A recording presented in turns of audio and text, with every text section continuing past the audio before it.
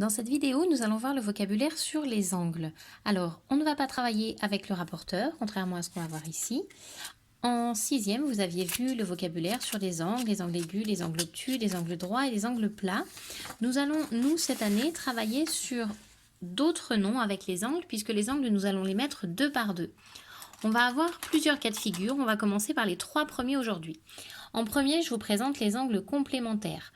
Deux angles complémentaires, c'est deux angles, celui-ci et celui-ci, qui, si on ajoute leurs mesures, donnent 90 degrés. C'est-à-dire que ce premier angle et ce deuxième angle, on le voit bien ici, si on les met côte à côte, on obtient un angle droit. C'est ce qu'on appelle des angles complémentaires. Ils se complètent pour obtenir 90 degrés. Alors, ils ne sont pas obligés d'être côte à côte, Par exemple, ici, on a un angle de 50 degrés et un angle de 40 degrés. 40 plus 50, ça fait 90. Donc, ces deux angles-là sont des angles complémentaires. On va passer à la suite. Les autres, ce sont des angles supplémentaires. Les angles supplémentaires, ce sont deux angles qui, quand on ajoute leurs mesures, forment un angle plat. Donc, cet angle-là, que je vais appeler numéro 1, et cet angle-ci, que je vais appeler numéro 2, sont des angles supplémentaires, puisque, quand on ajoute leurs mesures, on obtient un angle plat. Comme pour les angles complémentaires, on n'est pas obligé de les avoir côte à côte, c'est-à-dire que si j'ai un angle de 50 degrés et un angle de 130 degrés, 130 plus 50, ça fait 180, ça forme des angles supplémentaires. Donc ces deux angles-là sont des angles supplémentaires. Donc on va avoir des cas de figure où ça va être très facile à voir parce que on voit l'angle plat. Donc on sait qu'on a deux angles supplémentaires.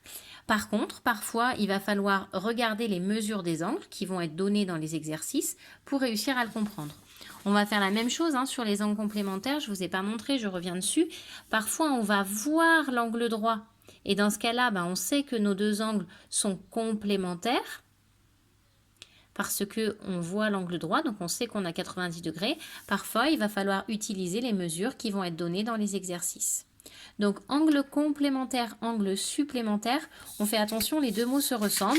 C'est pas très compliqué, mais on essaye de bien de pas les confondre. Complémentaire 90, supplémentaire 180 degrés.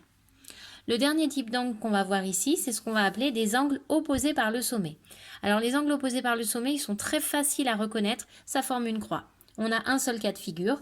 On a des points, on a des côtés d'angles qui vont être alignés, ici et ici. On a des angles qui sont opposés par le sommet, donc qui partagent le même sommet. Donc mon angle bleu et mon angle rose ici sont des angles opposés par le sommet. La définition n'est pas très agréable. On va préciser qu'on a deux angles qui partagent le même sommet et dont les côtés sont dans le prolongement l'un de l'autre. Donc c'est pas très agréable comme définition. Par contre, c'est très facile à reconnaître, ça forme une croix. Donc ici, on a l'angle bleu et l'angle rose qui sont opposés par le sommet.